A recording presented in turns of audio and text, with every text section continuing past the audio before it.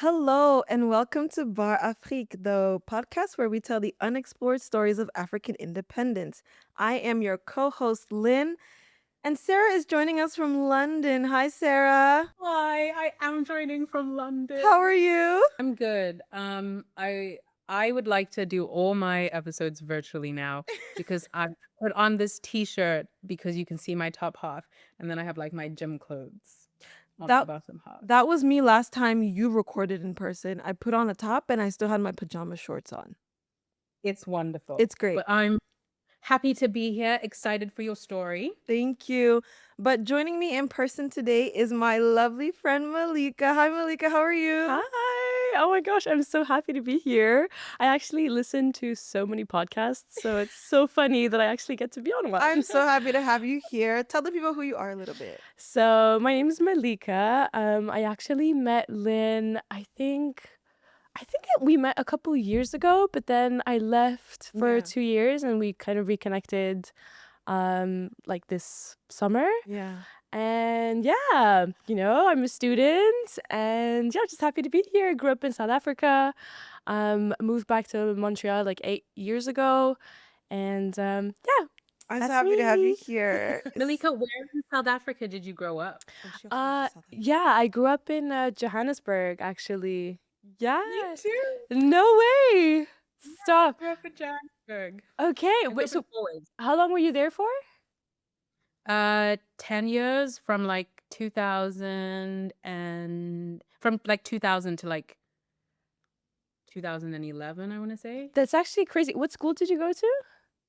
I went to Crawford. No way. It's actually crazy that like our paths never crossed, but I mean, I went to the French school. So I feel like Oh, maybe that's that kind of like checks out, but I had like a couple of friends that went to Crawford, so so crazy. But it's even like Lynn and I, we met in college Mhm. and then realized that we went to the same high school at like two different locations. Mhm. That's So I feel that's like crazy. all like the international African kids, we're all just connected. We're like one I degree s- away from each I other, swear. always. All right, guys, let me set the scene for you. It's January 1973. Bissau-Guinean, a Bissau-Guinean man named Amilcar Cabral Mhm. is driving back to his home in Guinea-Conakry after attending a party at the Polish ambassador's house. As he's heading to park, a Jeep just appears and it flashes its lights into his face. 10 minutes later, Amilcar Cabral is dead. Today, we're going to be talking about the events that led up to his death and who is ultimately responsible for that. Juicy. I actually didn't know the story, so Okay. I'm excited. So before we get into it, Sarah, tell us what we're drinking today. You are drinking a South African wine. Lots of South Africa tie-ins this episode. You're drinking a South African wine called Pilgrim Wines. I believe it's a Chenin Blanc. Mm. You like my accent? Yeah, I Chenin did. Blanc. So Pilgrim Wines, they're based in Stellenbosch, but the cool thing that they do is they don't have like a physical winery. They kind of collect grapes from different, like from their travels or from vineyards in the area or producers in the area, that they're quite like value aligned with. Mhm. So it's at least like a really cool like variation in wines and in flavors and in tastes. And then the other cool thing about them is that the design on the label was created and inspired by a Kenyan artist called James. I'm gonna pronounce this so badly. James Gachogi. Mhm. Gachogi. sure. We'll take it. Sure. You don't know how it's spelled, so you're No. just Yeah, gonna have to exactly. So he does like metal and aluminum sculptures of 3D flowers. And so the wine label kind of draws inspiration from that and from his art as well. So yeah, I hope you enjoy. It's nice though. It's a really nice wine. Yeah, it's really yummy. I'm not usually a white. I prefer red wine actually. Too. I love a red, but this one's very But it is quite nice. It's not too acidic. Yeah. Yeah, and it drinks really well. Okay, so to start off, we're going to talk about just the area of where Guinea-Bissau is located. So the Portuguese first started exploring that area in the 1400s, but they weren't necessarily ready to, colonize it. They were just sort of like seeing the lay of the land. So the British came in 1792 and they called the area the colony of Bolomi and Bolomi River. But then the Portuguese, they decided to come back. They decided that they wanted that They land said, back. actually, Exactly. They said, maybe we want to be here little now. competition, little Exactly. friendly competition. Exactly. They said they want to be They here said, you now. interested? So are we. That's actually what happened. That's how it works. And then they started fighting. And in 1870, after international arbitration, where the U.S. was a little bit involved as well, the land was given to Portugal, and they called it Portuguese Guinea. Now I'm gonna take us to Cape Verde because Cape Verde is very important to this story. Cape Verde was colonized by the Portuguese in 1462, and between 1870 and 1879, Cape Verdeans who had assimilated to Portuguese culture administered Guinea-Bissau or Portuguese Guinea. For this section of the episode, I'm gonna call it Portuguese Guinea. So they basically administered Portuguese Guinea. They had almost all of the military posts. They took up more than half of the public administration posts. And the Portuguese sort of used Cape Verdeans as middlemen between them and the native Hmm. Guinea-Bissau population.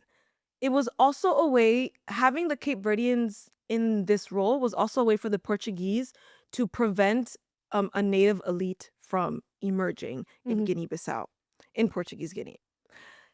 In the early 1900s, a huge migration of Cape Verdeans began because there were no job opportunities for them Mhm. on the islands. Mhm.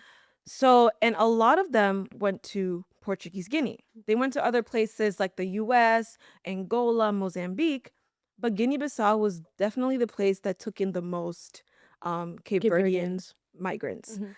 And two of those migrants were Juvenal and Ina Cabral, who were the parents of our main character, Amilcar Cabral. I will have a little bit of trouble. Sorry, I have a quick question. Yeah. Like Cape Verde and Guinea-Bissau, just like geographically, like Yeah. they're next to each other. Not really. They were just both places were basically explored by the Portuguese. Oh, okay. And the Portuguese decided that because they were able to assimilate the Cape Verdeans easier into their culture or whatever, they took Cape Verdeans into Guinea-Bissau to basically administer what was going on over there. And then they're Okay, huge so they by yeah, like Portugal, not by like actual geography. exactly. Gotcha. Yeah. And so, like I said, two of those Cape Verdeans who migrated to Guinea-Bissau, Portuguese Guinea, are Juvenal and Ina, who were the parents of our main character, Amilcar Cabral, Mhm. who was born in the town of Bafata. I may have a little bit of trouble pronouncing these names, but I will try my best.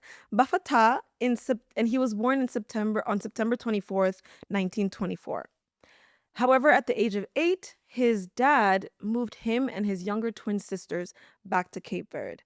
His mom stayed in Guinea-Bissau with his younger brother, but at that time, his parents had already separated. Mhm. Ina went back to Cape Verde a couple years later, and she was shocked to find out that her kids were still not in school. At that point, Cabral was 10 years old, and he was still not in primary school. Imagine. And at first, I was really shocked when I read that, but then I was like, wait, but if he moved to Cape Verde when he was 8 years old, why was he not enrolled in school when he was in Guinea-Bissau? Anyways, a You're story like, for another yeah. time. And so she ended up just taking full custody of her kids. She took them away from Juvenal. And Cabral was officially enrolled in school Mhm. at the age of 12, Mhm. and he finished primary school in a year. Well, I mean, I would hope so.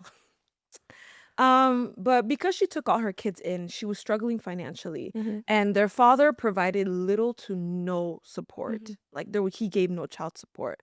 So because Cabral was the eldest son, he did anything that he could to try to contribute to the household, whether that was running errands for other people or tutoring kids in his high school. As the eldest, he did whatever he could to contribute. But even with that, like he was still at the top of his class in school. And he decided to go into the sciences. Mhm.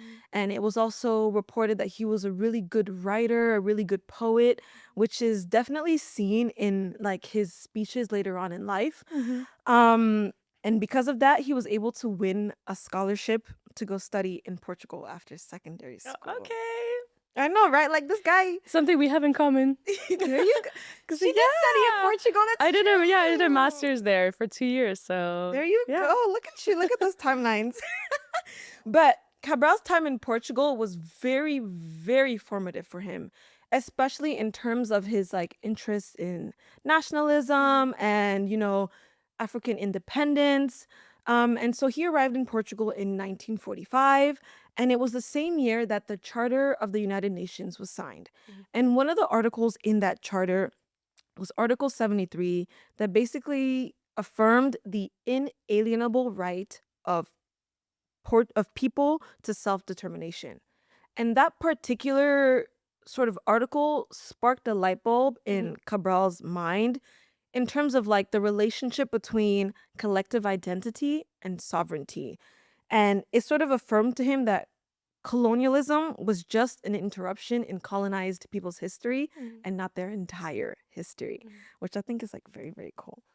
And despite all the challenges that he went through in his life and the financial struggles that his mother went through, he was still one of the best students at the school that he went to in Portugal called the Instituto Superior de Agronomia. I hope I said Look that at correctly. you. I really hope I said that correctly. And he was like able to integrate into the school well. Yeah. He was able to make a life for himself in Portugal. Yeah. But let's not gloss over the fact that the Portuguese were still very, very, very racist. Oh, I can imagine. Very, very racist. For example, 10 years like before he got to Portugal, Black people had been displayed as like quote unquote specimen, like animals at a zoo in 1935 at the 1935 Universal Exhibition. They were still teaching anthropology students that white people were better because of their brain sizes. So they were doing like comparisons of brain Brains. sizes, which is actually insane. I feel like every time I hear like new things that people could be racist about, I feel like I shouldn't be surprised. But then I'm Like like, we're comparing brains now? comparing brains. Like I'm like, okay. But and then there was also just so much propaganda coming from the Portuguese government about like the values of like their colonial pursuits and imperialism. And I'm like, oh, like this is very like I don't know. I don't know about you guys, but how bad colonialism is, but then you hear something and you're still surprised. You know what I mean? Like the brain sizes? Yeah. The brain sizes is surprising you. Yeah. I'm just like I feel like I hear things and I'm like, "Oh, I shouldn't be surprised," but I'm still surprised. Yeah, I think you just kind of it gets to like the nitty-gritty of Yeah. things, and sometimes you're just like, wow, it was to that point. It was to that It's point. like I didn't even know we could be racist about that, but here we are. And it's so interesting because, he obviously was, educated. He was, obviously going to Portugal for a better life, for better opportunities. He was probably in university with people who are, quote unquote, like educated, and you would think that there is some kind of, maybe mindedness. But obviously not, Not at we're all, comparing right. brains. And yeah, I can imagine he felt really ostracized as well. So yeah. Yeah. And so Can I ask, like, what your experience of, because you studied in Portugal, like, does anything about this, like, resonate with you, or do you feel like, yeah, I guess based on your experience studying there? Oh my God, I feel like this could be an episode in tell us a little bit. itself. Tell us a little But bit. yeah, I don't know. It's quite tough. I think before going to Portugal, I don't know. I think I had this idea of, there's so many communities as well from like, Cape Verde and Angola and Mozambique. And, there's obviously a lot of, Brazilians in Portugal. And so I don't know. I think I kind of had this idea that it would be quite, you know, not that Portuguese people would be quite open-minded and, that everybody would kind of be coexisting together. But yeah, I do kind of feel like Portuguese people are they do stay, amongst their groups. themselves, yeah, in their little bubbles. As you said, like I studied there. I think even in academia, you kind of see that there is still some kind of remnants of the kind of colonial academic train of thought. Sometimes like teachers would say shit and I'd be like, that's kind of racist. Like you can't. Right. I would actually, so like one day I remember I was actually really mad and I was like, nobody said anything in the class and I don't want to be that one Black person that's like, actually, you can't say that. Yeah. So Yeah, that that's my makes sense. experience. And I can like imagine Cabral was sort of feeling the same thing. Right. Like I feel like you probably were able to make like a life for yourself in Portugal Definitely. and like the way that he was, but you still felt those little Those inklings subtle, of it's like yeah, subtleties yeah, that, it's like, okay, we can be friendly, yeah, but right. deep But down, it's I not know what you think about me. exactly. That's you know? exactly how I think So Cabral that's felt. kind of how I felt. Yeah, Yeah. definitely. And Cabral and like other African students were were called assimilados. Like, this term where that the Portuguese came up with that basically described like African people who were quote unquote successful in assimilating into Portuguese culture. And even though like at that time, these assimilados had legal rights the same way that citizens did and sort of could live life in Portugal the way that they could, it didn't stop them from understanding the way that the Portuguese government's harsh colonial policies and like laws affected their home countries. And there was this concept of the re-Africanization of spirits that started to come up in the conversations that Cabral was having with other African students. And it's basically this concept of them detaching themselves, ourselves as Africans, from the idea that Africans are simply just a chapter of the great story that is Portuguese expansion and colonialism. That Africans are more than just a small piece of Portugal's story. Portugal was also the place where Cabral met his first wife, Maria Helena Rodriguez, a white lady. I literally was gonna be like, is she white? She's white. Yes, she was white. And the crazy thing is that when they started hanging out, people started calling her a communist. Like they would see them together and they started calling her a communist. They were like, no, you shouldn't hang out with her. And then when the topic of marriage came about, they were like, no, you shouldn't marry him. And when I was reading this, I was like, you know what? This is so interesting because you want these like Africans to be assimilated into Portuguese culture. Well, here he is with this white Portuguese lady. Is that not Let it be. assimilation? Yeah, exactly. Has it not been successful? Is that not like assimilation? But yeah, when they were together, they experienced a lot of racism. But they eventually got married. Good for them. They eventually got married in That's December strength and 20th. determination. No, seriously, on December 20th, 1951, they eventually ended up getting married. And then so after he finished like his university studies in Portugal, in Lisbon, he was having a really, really hard time finding a job in Lisbon and also having a really hard time finding a job in Cape Verde. So his only option was to go back to Guinea-Bissau, Portuguese Guinea. I keep saying that I'm gonna say Portuguese Guinea and You not keep on saying- Guinea-Bissau, but I keep saying Guinea-Bissau because that's what it's called today. But at the time, it was Portuguese Guinea. So he ended up going back to Portuguese Guinea, and that's where he really, really decided to actively commit to like the nationalist cause of wanting to liberate Cape Verde and Guinea-Bissau.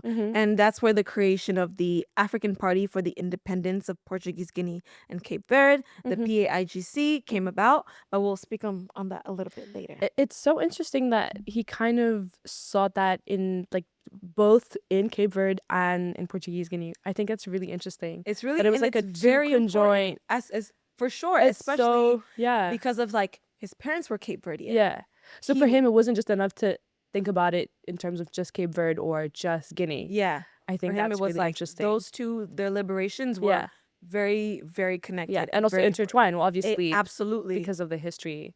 Yeah, Yeah, interesting. exactly. I know, right? Yeah. So in September 1952, he got a job with the Overseas Authority of Portugal in Guinea-Bissau as the deputy director of the Agriculture and Forestry Services. So basically, he was supervising the most extensive farm in Portuguese Guinea at that time, and it was located on the outskirts of the country in an area that was less populated by white people, but it was important for him because he wanted to be very connected to the native population of that area. Some of his first friends, when he went back to Guinea-Bissau, Portuguese Guinea, were Cape Verdeans because, like I said, they took up a lot of those public administration roles. And they sort of saw him as a leader of the pack because, number one, he had the highest ranking of all of them. But number two, because they say that he had this like aura about him that people really, really wanted to listen to him and stuff like that. And so he also started having these sort of like secret meetings where with other Cape Verdeans where they would talk about like politically risky work in terms of like independence, nationalist struggles. I mean, he would host some of these meetings in his home at the farm. However, when they started expanding those meetings to allow Bissau-Guineans to be in there, it started to become really, really risky. You know how I mentioned about the relationship between Cape Verde and Guinea-Bissau. Cape Verdeans and Bissau-Guineans lived completely different lives in Guinea-Bissau. Both of them were subject to Portuguese colonial policies, but they held very different positions in like Within the that social structure. class. Exactly. So, for example, the police wouldn't be really suspicious about Cape Verdeans meeting together, but they would be extremely suspicious if they saw Bissau-Guineans meeting up together. So the fact that a lot of Bissau-Guineans were congregating together with these Cape Verdeans, it like raised a lot of suspicion. And Cabral knew that because he knew that he was able to assimilate and mix with both groups, but he was aware of this sort of social hierarchy. And one of the things I do want to talk about really quickly is his role as an agriculturalist and how that informed his nationalist like tendencies and interests. Yes, exactly. So he was very much aware of the negative impacts of colonialism on land and environment. And there had been studies of how the environmental degradation and especially soil erosion that resulted from the intense cultivation of commodities that were being exported Obviously. affected the land.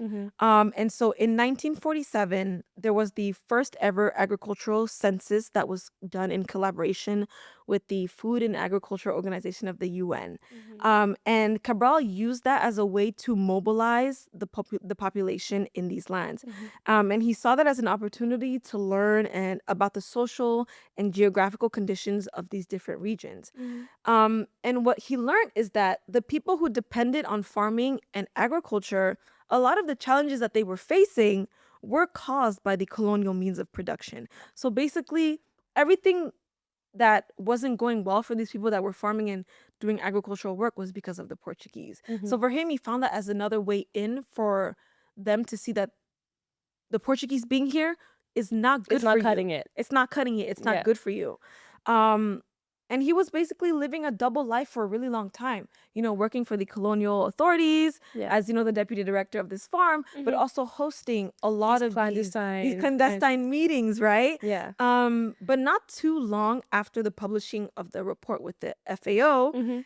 he was asked to leave the province by the governor because under suspicion of the clandestine meetings. Like And of course he was having them. double agent. He was Like, literally that's- playing, what are you doing? Yeah, They're yeah, basically like, what are you doing here?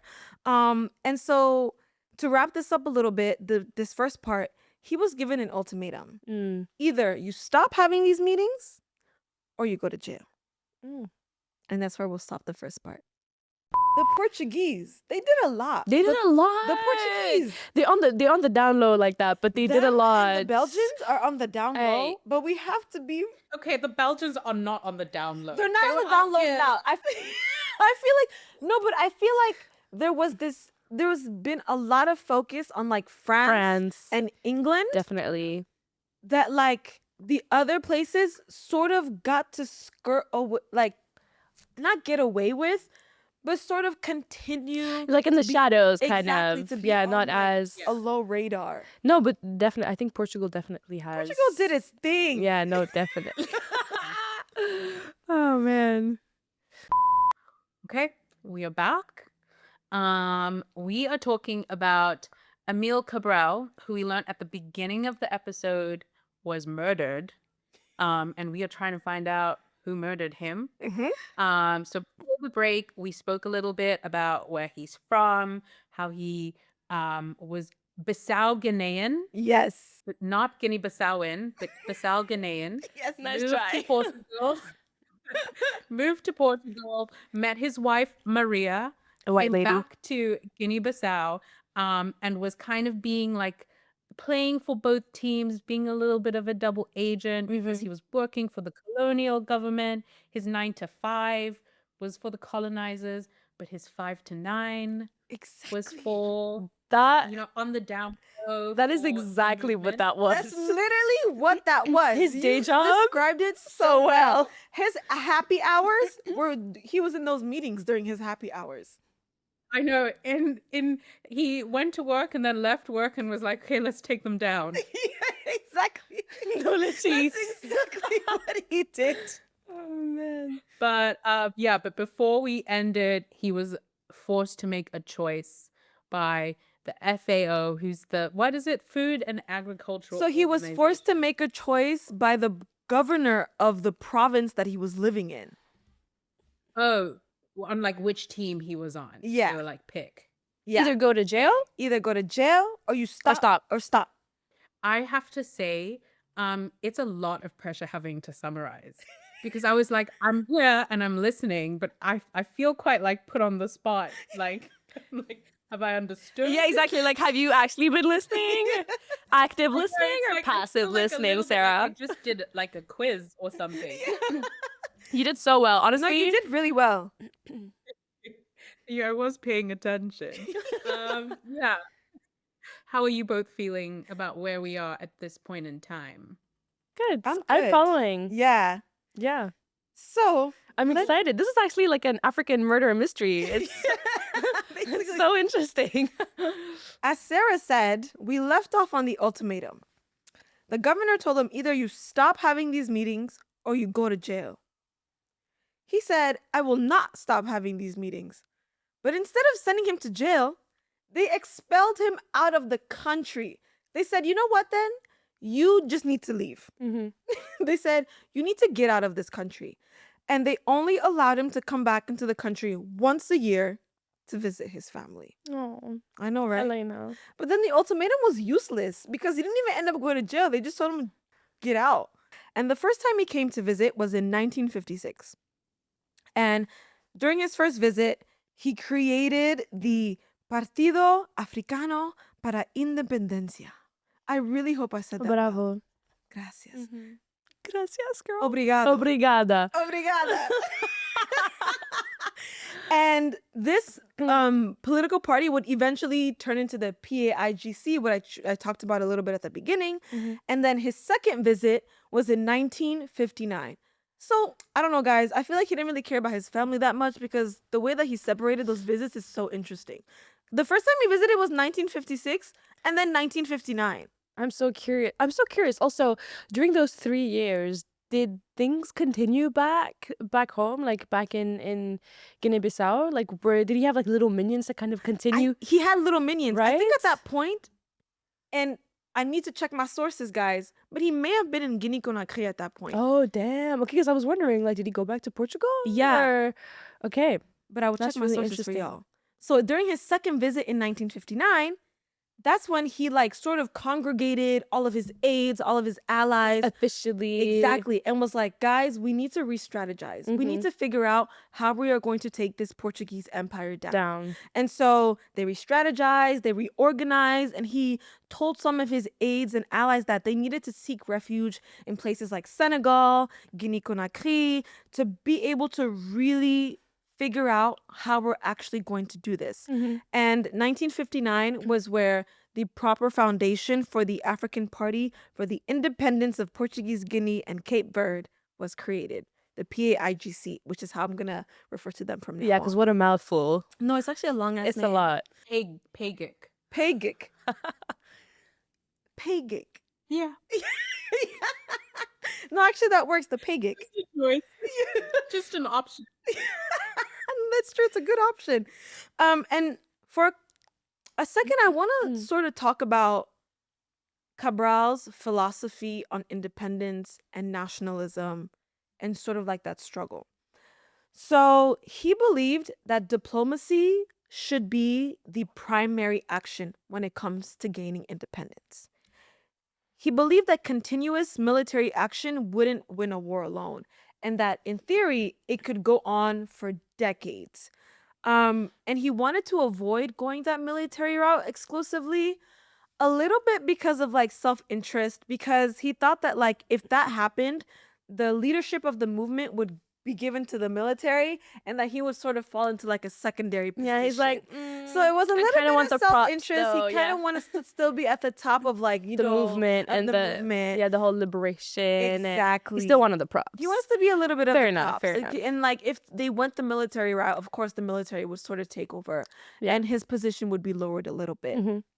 And liberation was truly only going to happen through intense political action in the country Mhm. and diplomacy outside of it. Mhm.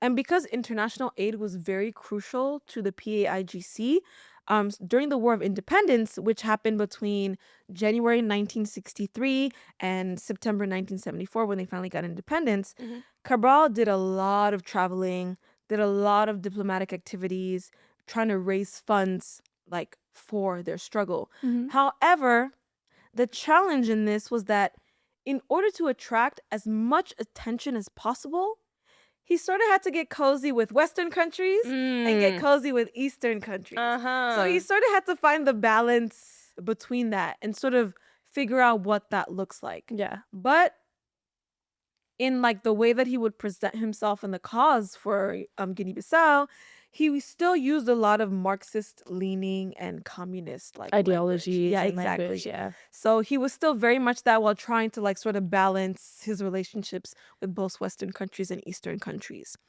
In 1972, which is seen as like his last like stretch of like diplomatic missions, he visited Asia. He went to Japan, he went to China, he went to North Korea, he went to the Soviet Union at the end of the year. And in his mind, because of like the general success Mhm. of like what he was doing, he was ready to call and proclaim Guinea-Bissau's independence before March 1973. Wow. Like he was like, we're ready. Like I think at this point we're ready to call Mhm. for our independence, because he's been, forming all these relationships with like For a these couple years already. exactly for a couple of years. He's been trying to form these relationships. So And he was, branched out as well. really did branch out. branch out. Yeah, Mhm. good for him. Mhm. But while he was working all of this magic internationally, It was guys, it was suffering. going to shit at home. Excuse my language. But it was not things. There were a lot of problems Mhm. within the pig. I honestly don't think I love the pig that much. But I am just a guest on this podcast. Then so- pronounced it wrong. What is it then? Pig. The pig. Pig. I think I'm gonna stick. Let's just go back to the original way. I think I'm gonna stick to the PAIGC. I feel like it just drives Feels home better, a bit. right? Yeah. So, like I said, like he was doing his thing outside the country. Mhm. He was forming all these relationships, getting international aid, getting attention, getting people to support him.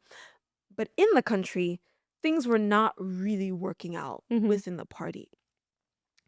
The war, the independence war, was mostly being fought in Guinea-Bissau. And there was a lot of pressure for the party to extend that fight into Cape Verde.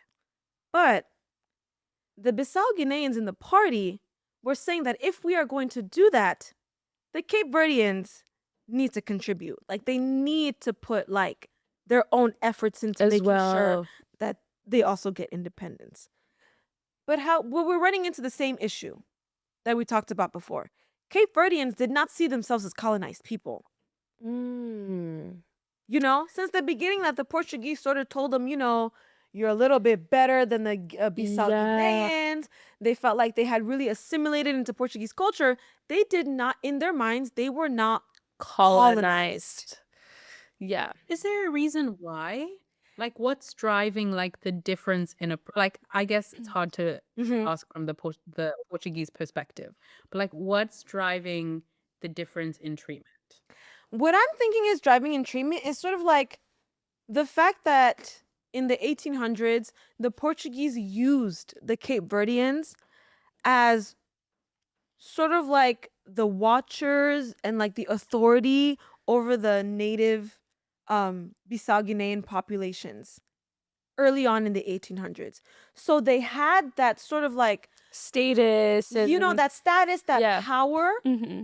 that they held onto, because they saw that power and they held onto it. The Portuguese were telling them that they Kind were of, assimilated. yeah, kind of as if it was like a collaboration in Exactly. a way. Yeah. You know? Yeah.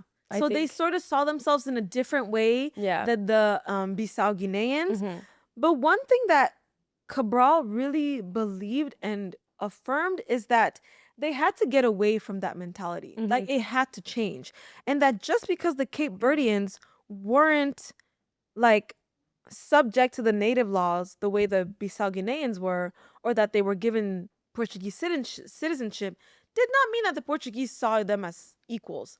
Because they didn't. They did it. No, they used them. Definitely. And I think that's what they failed, the Cape Verdeans failed to see. Yeah, to see and understand. And I think, yeah. That they were being used. Yeah. That they were pawns, basically. Exactly. That's in the exactly Portuguese. what That it was just another strategy. Exactly. In their yeah. But even then, the Cape Verdeans didn't really care. They weren't particularly interested in fighting for their independence at that particular time. Mm-hmm. But that created a whole other problem, because Cape Verdeans were well represented in the PAIGC. Like, they were well represented in that party. And so it became a question of, so if they don't want to contribute to their independence, why do they have all these privileges within the party while they're not actively participating in this war for independence? The Cape Verdeans, like, if they're in the party and they don't want independence, like, they didn't want to work for it. I think the thing is that they didn't want to work for it. oh, okay, got it. They didn't want to work for it. The Bissau-Guineans saw some kind of urgency more. Exactly. And I think that's what created kind of the clash between, the Cape Verdeans and the Bissau-Guineans, I think. Yeah, Eventually. Absolutely. That's exactly what happened. And towards the end of the war, because all of that was already happening in the party, people weren't happy. And because Cabral was barely there doing all this traveling, he became the target of a lot of their criticism. Especially because he was always vague about his trips. He wasn't telling them where he was going, when he was going, how long he was going for. Quite like common now, even today, where you see a lot of leaders who are like loved internationally and like hated internally. So much of political capital, like, Emmanuel Macron's a bit like that. Exactly. Yeah, no, I mean, I guess they probably felt abandoned, For sure. I think so. I think that, and also because of all of the stuff that they were going through with, like, it's like Cape Verdeans versus Guinea-Bissauans and all of that. Like, they needed someone to blame for that frustration. Probably, yeah. And I think he was probably the best person to kind of blame for that. Someone that, previously worked for the government, you have exactly Cape Verdean parents, but then, you also went to go study in Portugal, and then now you come back, and now all of a sudden, once your cause or your ideology gains a bit of traction, you're out here going to Japan and China, so out here being a globetrotter. Yeah, basically. Being a globetrotter. Yeah, exactly. So, I mean. But even if it was for safety, his vagueness and sort of like discreetness only increased the frustration and the party and the frustration. And it really, really made him a target of people's anger. But what this caused was that the Portuguese, especially their secret police, the PIDE, was able to infiltrate the party. Like, they were able to infiltrate the party because they knew that there were all these fractions. So it was easy for them to just go in there, And see what's going and on. see what's going on. Mm-hmm. And like the first thing they did was create all these plots on Cabral's life. Many examples. For example, 1967, the militants of the PAIGC were accused of trying to plot Cabral's death. 1969, a militant named Jean-Jean went into the secretariat of the PAIGC with a grenade intending to kill Cabral. 1970, the Portuguese police organized an operation where they got a Cape Verdean man to assemble a bunch of other Cape Verdeans who were hiding out in Sierra Leone. And basically the operation was like whoever found him, Cabral, first was to kill him. Kill him, yeah. Exactly. Doesn't matter who it is. It doesn't matter who it is. As long Like, as he's dead. as long as he's dead, it doesn't matter who did it. 1971, a bounty was put on Cabral's head. Like, there were all of these plots to get rid of this man. And also, PAIGC militants tried to get a woman named Awa Kasama to lure Cabral in. Because Cabral had like this reputation of He's a bit of a loving charmer. women. He was a bit of a charmer. He loved women. Maria.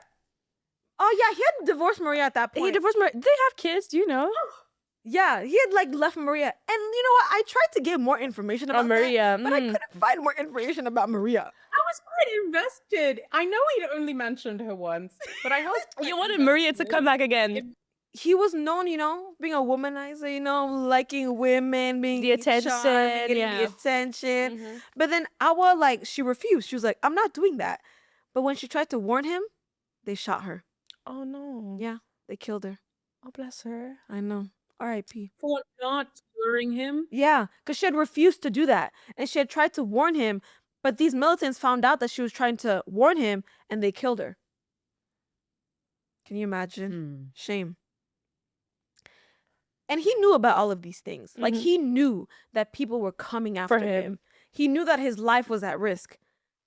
But he really didn't take any measures to protect himself. He sort of tried to devalue his own life by saying things like, even if you try to kill me, there will be other people that will Cabrals who will come up in the movement. He said, you think that I am the most important, but you don't know that, like, other people will come and take my place. So you'll be killing a man, but you won't be killing a movement. Yeah. You know? Oh, that's kind of strong though. I rate that. But I mean, we know that catches up to him. It catches up to him. Like I said, he was going back home to his home in Guinea-Conakry from a party hosted by the Polish ambassador. He's going to park. A Jeep suddenly arrives, and it's like flashing its headlights in his face. The men in that car, in the Jeep, they come out, and it includes a man named Inocencio Cani. They drag Cabral out of his car. They shoot him, and he's like on the floor. He's bleeding. And as he's bleeding, he's trying to negotiate with them. He's trying to make a deal with them. He's trying to get him to let him go. As soon as he starts talking, Inocencio Cani shoots multiple rounds into his head, and he's dead. Just like that. Instantly. Like right there, right then and there, Done. he's dead. Also, his second wife, she was in the car. I was gonna ask if there's somebody else in the car. His second wife was in the car. Did she live? She lived. She lives. But again, guys, Sorry, is she white? I tried to figure out what happened to her during that moment. Did you say she white? Sorry, my bad. It's not that deep. It's not that deep, y'all. It's not that deep. A man just got shot. It's not that deep. Love who you want to love. Doesn't matter. She wasn't white. But she wasn't white. She was an Awa. Yeah, she wasn't white. But she was like the only survivor in the car. Wow, And but I she was a tr- witness though. She was a witness. And Was I there anything that tried said? to find Oh my God, so that's much the information as issue. to what happened. Like, where Did did she she- go? Yeah. Did they take Did she her? say Did something? she escape? Yeah, I'm assuming she escaped because most probably. I think she escaped because she did talk about like her like, what she saw and what happened. But like I was trying to find like, did they take her? Did she escape? But I'm assuming she escaped. But yeah, she survived that attack. She saw her husband get shot in the head multiple times and die instantly right in front of her. Wow. And then as soon as that happened, the blame game started to happen. Mm-hmm. The Portuguese were blamed, specifically a man General Spinola, who was the commander of the colonial troops at that time. The Cape Verdeans We're were blamed blamed. That's because of their wild. history with That's actually Guinea-Bissau wild. and all of the stuff that was going on in the party. They were blamed. PAIGC militants were blamed. At one point, guys, Sekou Touré from Guinea-Conakry was also blamed for his death. President at the time of Guinea-Conakry. Yeah, so Sekou Touré at one point was also blamed because he had like this like dream and idea at one point about a united Guinea. So he was blamed because he had this idea, but there was never any substantial evidence To to conclude show that he was like the one who had anything to do with that. But the people who ended up killing Cabral were captured by Guinean ships from Guinea-Conakry after they attempted to flee by sea with like towards Portuguese Guinea. They tried to go back to Guinea-Bissau in PAIGC patrol boats, but like ships from Guinea-Conakry like apprehended them. And so a commission was created by the president of Guinea-Conakry, Sekou Touré, and Cabral's half-brother, Luis. And the group that was accused of the assassination were interrogated for 12 hours. Wow. And this is what they said. They claimed that the Portuguese promised them a complete and independent Guinea-Bissau under two conditions. If they eliminated Amilcar Cabral, and that they destroyed the PAIGC as a party as a whole. And then they promised them that they would be given high positions in the new government. Come on, guys. that would have been Rookie installed. move. Literally a rookie mistake. Like, come on. Basically, that's what they claimed, that the Portuguese were the ones who told them that you need to go kill this man if you want an independent Guinea-Bissau.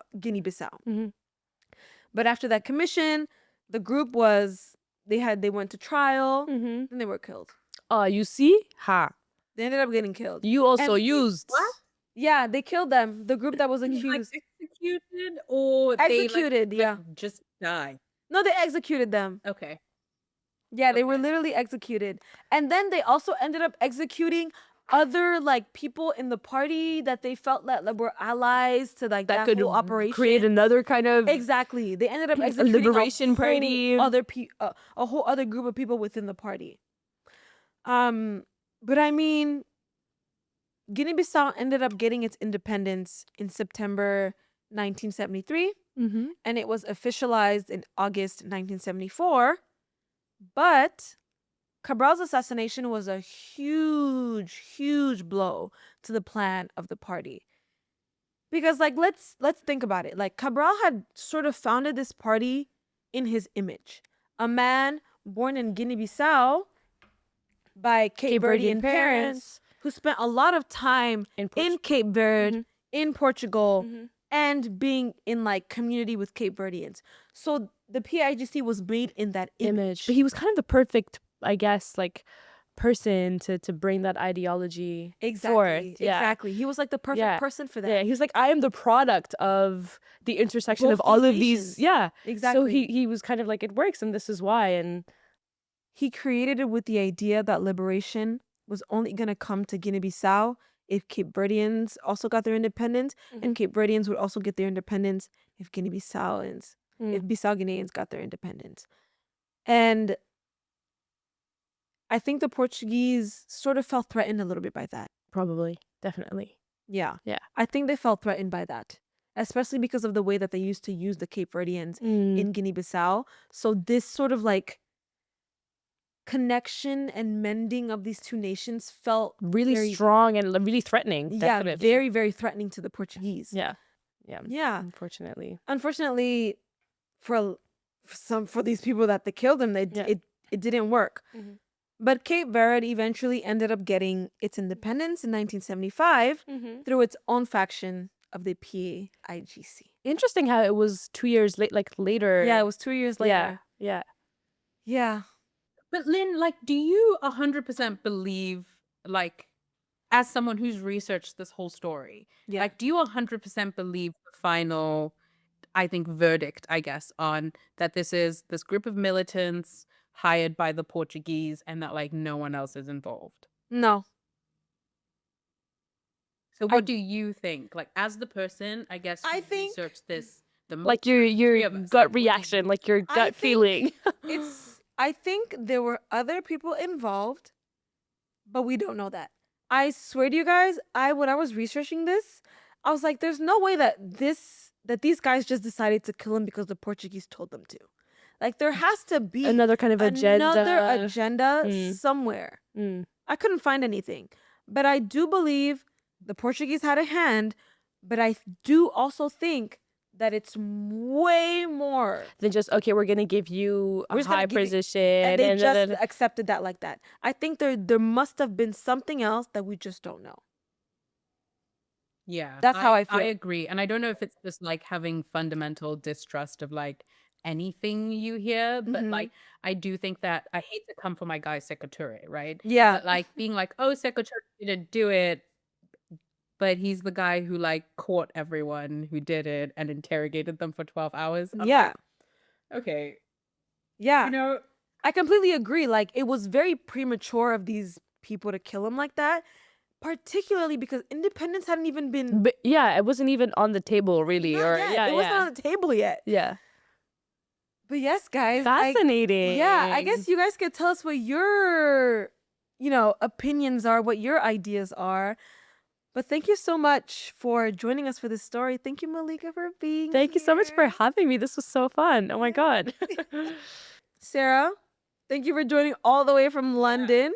happy to virtually log in my gym clothes. Yes. And we'll see you guys next time.